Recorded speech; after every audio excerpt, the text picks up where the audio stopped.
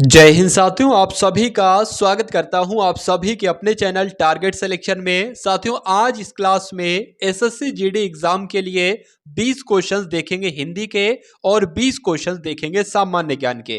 तो साथियों, इन 20 क्वेश्चंस के माध्यम से हिंदी को पूरा खत्म कर देंगे, यानी कि हर एक टॉपिक को कवर किया जाएगा साथियों इन 20 क्वेश्चंस के माध्यम से। तो कुल मिला के सामान्य ज्ञान और सामान्य हिंदी के 40 क्वेश्चंस को अगर आप लोग देख लेते हैं तो एग्जाम वाले दिन आपको कई सारे क्वेश्चंस दिखेंगे इस एकमात्र क्लास से। तो साथियों, सुपर फास्ट तरीके से हम लोग इस क्लास को देखेंगे। पहला प्रश्न आपकी स्क्रीन पर यह रहा, बताने की कोशिश कीजिए कि इसका राइट आंसर क्या है।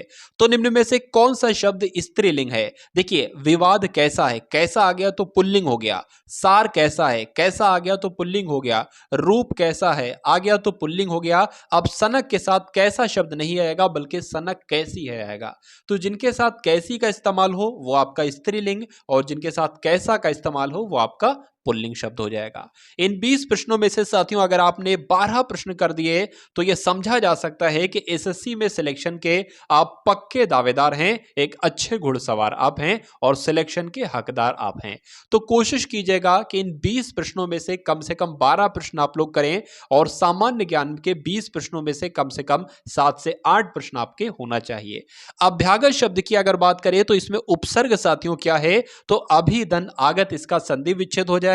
इसमें अभी जो होगा वो उपसर्ग हो जाएगा। तो जिनका आंसर यहां पर ए था तो बिल्कुल करेक्ट था। उसके बाद देखिए कि निर्धन में कौन सी संधि है, क्या पूछा जा रहा है, निर्धन में कौन सी संधि है। तो जब हम निर्धन का संधि विच्छेद करेंगे तो नि धन धन बनेगा। तो अगर बात करें साथियों कौन सी इसमें संधि है, नी में क्या आ जाएगा, विसर्ग आ जाएगा, इसलिए इसमें हो जाएगी विसर्ग संधि। तो जिनका आंसर यहां पर है ऑप्शन नंबर बी के साथ तो बिल्कुल करेक्ट है। उसके बाद देखिए कि इनमें से कौन सा शब्द द्विगु समास है। देखिए, द्विगु समास साथियों वहां पर होता है जहां पर शब्द के शुरू में कोई संख्यावाचक शब्द होता है। चतुर्भुज यानी कि चार भुजा वाला, त्रिभुज होता तो उसमें भी द्विगु समास होता, तो यह आपको मालूम होना चाहिए। तो कुल मिला के जिनका आंसर यहां पर है ऑप्शन नंबर डी के साथ तो बिल्कुल करेक्ट है। चलिए, इनमें से तुरंग शब्द का पर्यायवाची आपसे पूछा जा रहा है। देखिए साथियों, तुरंग की अगर बात करें तो तुरंग का पर्यायवाची क्या हो जाएगा, बाजी हो जाएगा। और बाजी का मतलब होता है साथियों घोड़ा। तो इस प्रकार जिनका आंसर यहां पर ए के साथ है तो बिल्कुल करेक्ट आंसर है। उसके बाद देखिए, पुरस्कार शब्द में कौन सी संधि है। यहां पर भी साथियों बात करें तो पुरस्कार कैसे इसकी संधि विच्छेद बनेगी, मैं आपको बता देता हूं साथियों। पुरहा बन जाएगी और उसके बाद धनकार बन जाएगी। क्या पूछा गया है साथियों, संधि कौन सी है, तो यहां पर भी साथियों विसर्ग संधि हो जाएगी। इसलिए जिनका आंसर यहां पर है ऑप्शन नंबर बी के साथ तो बिल्कुल करेक्ट है। उसके बाद देखिए साथियों, यहां पर प्रत्यक्ष लिखा हुआ है, ये जो शब्द है ना ये प्रत्यक्ष लिखा हुआ है। तो अगर बात करें साथियों, प्रत्यक्ष कुछ इस प्रकार से लिखा जाएगा। यहां पर पूछा गया है कौन सी इसमें से संधि है। मैं आपको कई बार बता चुका हूं साथियों इसमें कौन सी संधि होगी। या लावा अगर शुरू में आ जाए तो वहां पर साथियों हमेशा कौन सी संधि होती है, यड़ संधि होती है। इसलिए आंसर आपका जाएगा ऑप्शन नंबर सी के साथ। उसके बाद देखिए, गुणा के साथियों ये क्वेश्चंस एग्जाम में बहुत बार पूछा जा चुका है और 80% लड़के इस प्रश्न को बिल्कुल गलत कराते हैं। क्यों? क्योंकि वो इसका संधि विच्छेद ही सही तरीके से नहीं बता पाते हैं। इसका संधि विच्छेद जो होगा ना साथियों वो गुणा का धन ईश होगा। इसलिए आंसर आपका जिस ऑप्शन के साथ जाएगा तो ऑप्शन नंबर सी के साथ जाएगा। उसके बाद देखिए साथियों, कोष्टक में दिए गया चिन्ह किसका है। तो कोष्टक में तो कोई साथियों चिन्ह ही नहीं दिया गया, लेकिन मैं आपको बता देता हूं। इसलिए साथियों इस क्वेश्चन को हमको स्किप करना पड़ेगा, आगे बढ़ाना पड़ेगा, क्योंकि कुछ पूछा ही नहीं गया था वहां पर।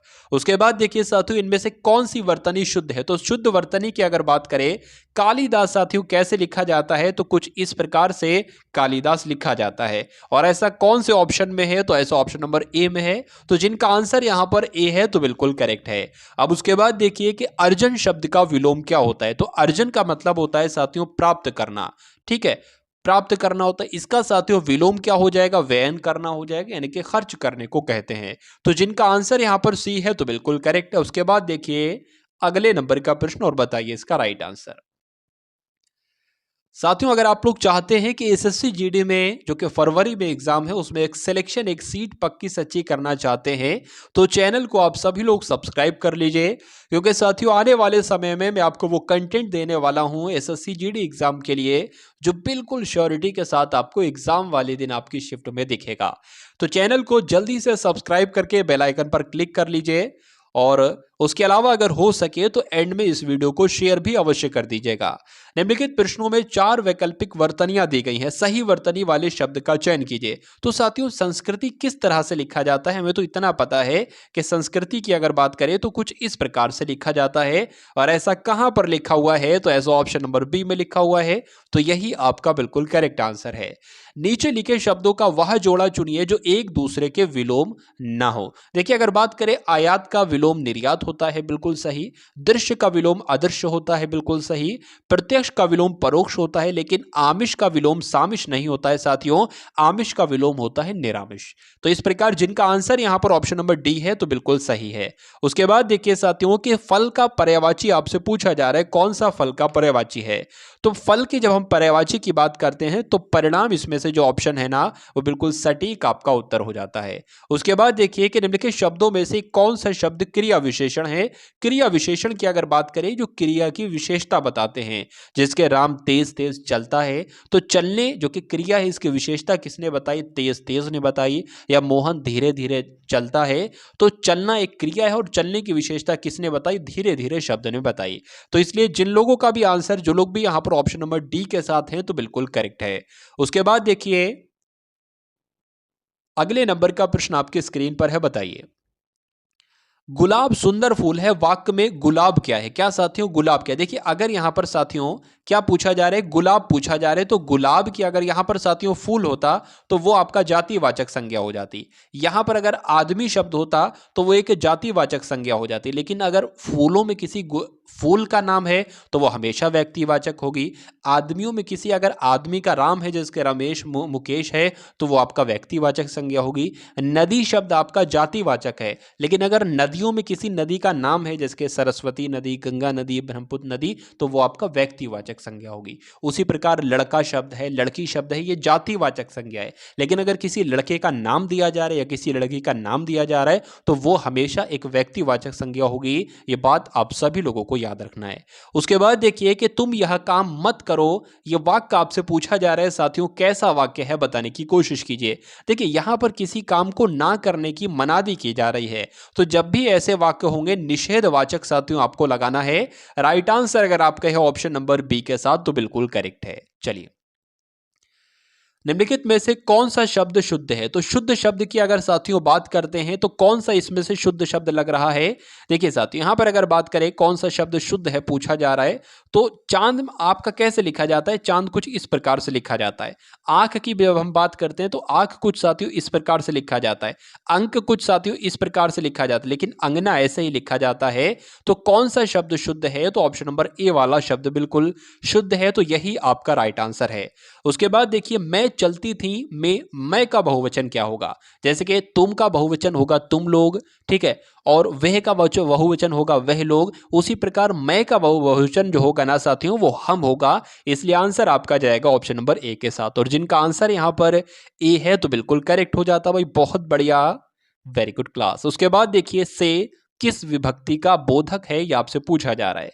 देखिए, अगर यहां पर साथियों दो चीजों का अलगाव हो, जैसे कि नदी से फूल, मान लीजिए अगर जैसे कि अगर बात करें साथियों, बहुत सारे एग्जाम्पल हैं, जिसके पेड़ से पत्ता गिरता है, या किसी दीवार से बिल्ली कूद रही है, तो यहाँ पर सब अलगाव हो रहा है। तो कभी भी आप ये देखना कि अलगाव हो रहा है, यानी कि चीजें जुदा हो रही हैं, चीजें अलग हो रही हैं, तो वहां पर हमेशा साथियों अपादान होगा। इसलिए आंसर आपका जो जाएगा वो ऑप्शन नंबर ए के साथ जाएगा। तो साथियों, ये हिंदी के 20 क्वेश्चन थे। आपको बताना है कि इन 20 क्वेश्चन में से कितने क्वेश्चन आपके बिल्कुल सही हुए। तो साथियों, इन सामान्य ज्ञान के 20 क्वेश्चंस में से आपको 7 से 8 प्रश्न करना है। अगर 7 से 8 प्रश्न आप कर लेते हो, तो यह माना जाएगा साथियों सिलेक्शन के पक्के दावेदार आप हो। तो पहला प्रश्न आपकी स्क्रीन पर है कि सबसे चमकीला ग्रह कौन सा है। तो आपको मालूम होना चाहिए साथियों, शुक्र ग्रह सबसे चमकीला ग्रह है। आंवले में कौन सा विटामिन प्रचुर मात्रा में पाया जाता है। आंवला होता है खट्टा, और खट्टी चीजों में जैसे कि अगर बात करें नींबू है या संतरा है या आंवला है, इसमें विटामिन सी पाया जाता है इन सभी में। उसके बाद देखिए, भारत का सबसे बड़ा नागरिक पुरस्कार कौन सा है। तो आपको साथियों मालूम होना चाहिए कि जो भारत रत्न पुरस्कार होता है, यह भारत का सबसे बड़ा नागरिक पुरस्कार होता है। तो जिनका जिनका आंसर यहां पर ऑप्शन नंबर सी था, तो बिल्कुल करेक्ट था। हिंदी दिवस साथियों कब मनाया जाता है? तो यहां पर आपका आंसर जो जाना चाहिए वो ऑप्शन नंबर ए यानी कि 14 सितंबर को हिंदी दिवस मनाया जाता है। भरतनाट्यम किस राज्य का शास्त्रीय नृत्य है साथियों? तमिलनाडु का है, ये आप लोग ध्यान रखेंगे। आंसर आपका ऑप्शन नंबर सी हो जाता है। ईरान की मुद्रा के बारे में साथियों जब हम बात करते हैं तो ईरान की मुद्रा क्या है? रियाल है। ऑप्शन नंबर ए आपका बिल्कुल करेक्ट आंसर। अच्छा बताइए, ये एग्जाम में साथियों क्वेश्चन कई बार आ चुका है। क्या आपसे पूछा जा रहा है साथियों? आपसे पूछा जा रहा है कि सुल्तानपुर राष्ट्रीय उद्यान भारत के किस राज्य में स्थित है? तो क्या आंसर आपका होना चाहिए हरियाणा? आपका आंसर चला जाएगा, यानी कि सुल्तानपुर राष्ट्रीय उद्यान साथियों हरियाणा में है। भारत के किस राज्य में अलमट्टी बांध स्थित है? यह भी कई बार एग्जाम में साथियों प्रश्न आएगा और बहुत संभावना है कि ये इस बार साथियों आपके एग्जाम में पूछा जाए। तो अलमट्टी बांध की अगर बात करें तो यह कर्नाटक में स्थित है। प्राचीनतम वेद कौन सा है? ये एग्जाम में पूछ लिया जाए साथियों, बहुत बार पूछा जा चुका है, तो आपको ध्यान रखना है ऋग्वेद जो है ये प्राचीनतम वेद है। उसके बाद देखिए मिजोरम की राजधानी आपसे पूछी जा रही है। साथियों आपको ध्यान रखना है कि जो भी राज्य हैं उनका मुख्यमंत्री आपको मालूम होना चाहिए, उनके कौन राज्यपाल हैं ये आपको मालूम होना चाहिए, राज्यों की राजधानी आपको मालूम होना चाहिए और देशों की राजधानी आपको मालूम होना चाहिए। ये चार ऐसे टॉपिक हैं साथियों, इन चार टॉपिक में से एक से दो क्वेश्चन हर एक एग्जाम में बनते ही बनते हैं, ठीक है ना। तो उन सभी टॉपिक्स को तो तैयार कर लेना है पूरा, जिनसे प्रश्न बनना कंफर्म होता है। उसके बाद देखिए साथियों आइजोल की अगर बात करें तो मिजोरम की राजधानी क्या है? तो आइजोल है। चलिए, तो साथियों चैनल को सब्सक्राइब कर लीजिए, क्योंकि एग्जाम तक मैं आपकी इतनी प्रैक्टिस करवा दूंगा, उन सभी क्वेश्चंस को करवा दूंगा जो आपके एग्जाम में पूछे जाएंगे, ठीक है ना। क्योंकि साथियों पैटर्न मैं वही लेकर चल रहा हूं, लेवल वही लेकर चल रहा हूं जो इस बार आपके एग्जाम में पूछा जाएगा, और एक सिंगल क्वेश्चन भी ऐसा एसएससी जीडी में नहीं आएगा जो मैं आपको करवाऊं ना, ठीक है ना। तो इसलिए रेगुलर तरीके से साथियों सभी क्लासेस को आपको अटेंड करना है, अच्छे तरीके से आपको रिवीजन करना है, क्योंकि साथियों मैं आपको इस तरह से पढ़ाने की कोशिश करता हूं ना कि जो भी मैं यहां पर बोल रहा हूं वो आपके मनोमस्तिष्क में कहीं ना कहीं स्टोर होता जाए, और जब वो प्रश्न आपकी स्क्रीन पर है, आपके सामने वो प्रश्न आए, तो झट से उत्तर उसका दिमाग से निकल पड़े साथियों, ठीक है ना। तो सुनते हैं तो कहीं ना कहीं आपका मनोमस्तिष्क वो स्टोर कर लेता है। चलिए, तो सीरिया की राजधानी क्या है? दमिश्क अगर आपका उत्तर है तो बिल्कुल सही है, शाबाश। लाल बहादुर शास्त्री कॉरपोरेशन स्टेडियम साथियों किस राज्य में स्थित है? तो किस राज्य में स्थित है? केरला में स्थित है, आप लोग ध्यान रखेंगे। उसके बाद देखिए वह काल्पनिक रेखा जो पृथ्वी को दो भागों में बांटती है, तो वो रेखा साथियों उसे क्या कहा जाता है जो पृथ्वी को दो भागों में काटती है? तो पृथ्वी को जो दो भागों में काटती है वो होती है भूमध्य रेखा, और भारत को जो दो भागों में काटती है उसको कहते हैं कर्क रेखा। उसके बाद देखिए पृथ्वी के सर्वाधिक निकट कौन सा ग्रह है? तो पृथ्वी के सर्वाधिक साथियों निकट कौन सा ग्रह है? ये आपको ध्यान रखना है, शुक्र ग्रह है। इसलिए आंसर आपका जाएगा ऑप्शन नंबर ए के साथ। नीलगिरी पर्वत श्रृंखला भारत के किस राज्य में स्थित है? तो किस राज्य में स्थित है साथियों? तमिलनाडु में स्थित है। इसलिए आंसर आपका ऑप्शन नंबर सी हो जाता है।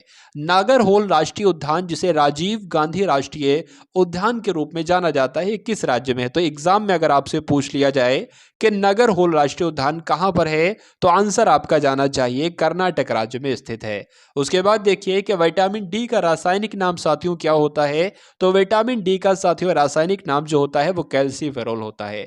हर एक एग्जाम में विटामिन से भी क्वेश्चंस बनते हैं, तो मैं एक ऐसी क्लास भी ले आऊंगा जिससे विटामिन आपका कंप्लीट हो जाए, यानी कि विटामिन से संबंधित कोई भी क्वेश्चंस आपसे बने तो वो आपका छूटने ना पाए। रऊफ नृत्य की अगर बात करें तो कहां पर किया जाता है? तो ये साथियों जम्मू कश्मीर में किया जाता है, ये आप लोग ध्यान रखेंगे। नेक्स्ट नंबर का प्रश्न आपकी स्क्रीन पर है, बताने की कोशिश कीजिए। बिहू किस राज्य का लोक नृत्य है? तो साथियों बिहू की अगर बात करते हैं तो ये तो असम का एक लोक नृत्य है जो एग्जाम में कई बार आपसे पूछा जा चुका है। तो इस प्रकार जो लोग भी यहां पर ऑप्शन नंबर ए के साथ हैं तो बिल्कुल करेक्ट हो जाता है। मोहिनी अट्टम की बात करें साथियों, ये कहां का शास्त्रीय नृत्य है? तो मैं आपको बता देता हूं, जिस किसी भी नृत्य के अंत में अट्टम अट्टम आ जाता है वो साथियों हमेशा केरल का नृत्य होगा। इसलिए जिनका आंसर यहां पर है ऑप्शन नंबर बी के साथ, तो बिल्कुल करेक्ट भाई, बहुत बढ़िया, वेरी गुड क्लास। तो साथियों आपने देखे इस क्लास में 20 क्वेश्चन सामान्य हिंदी के और 20 क्वेश्चंस आपने देखे सामान्य ज्ञान के। कुल मिला के 40 प्रश्नों में से साथियों आपका स्कोर क्या रहा ये आप लोग एक बार कमेंट सेक्शन में ज़रूर बताएंगे। ठीक है ना। उस चैनल को साथियों सब्सक्राइब कर लीजिएगा टारगेट सिलेक्शन को, क्योंकि आने वाले समय में जो आपका एसएससी जीडी का एग्जाम है सबसे बड़ा टारगेट इस चैनल का यही है कि मैक्सिमम से मैक्सिमम लोग इस चैनल के माध्यम से सेलेक्ट हों। तो वो कंटेंट मैं आपके लिए बनाऊंगा, भले मुझे जितनी मेहनत करना पड़े, जितनी जिद्दोजहद करना पड़े, जितने एनालिसिस करना पड़े मैं करूंगा, लेकिन वो कंटेंट आपको दूंगा, वो क्वेश्चंस आपको दूंगा जो पूरी पूरी संभावना हो आपके एग्जाम में पूछे जाने की। तो मिलते हैं हम सभी लोग आने वाली वीडियो में। जय हिंद साथियों।